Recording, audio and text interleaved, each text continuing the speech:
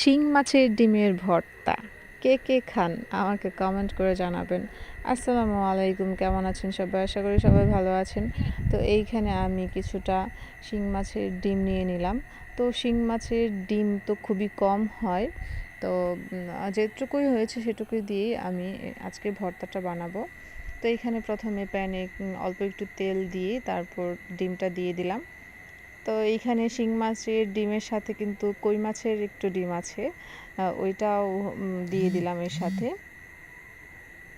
তো সাথে 10-12টার মতো কাঁচামরিচের সাথে কিছু লাল মরিচও দিলাম।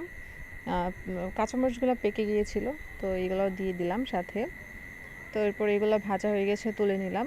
তো এই প্যানে আবার কিছু পেঁয়াজ কুচি আর আদা কুচি দিয়ে ভালোভাবে একটু লালচে করে ভেজে নেব, ভেজে এটাকে উঠিয়ে নিব।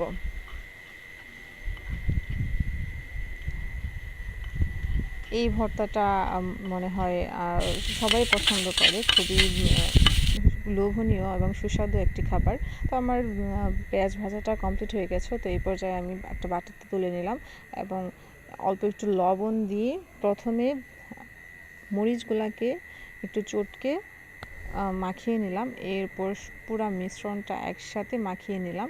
এই তো আমার ডিমের ভর্তার রেসিপি কমপ্লিট হয়ে গেল। সবাই অনেক ধন্যবাদ আমার ভিডিওটা দেখার জন্য।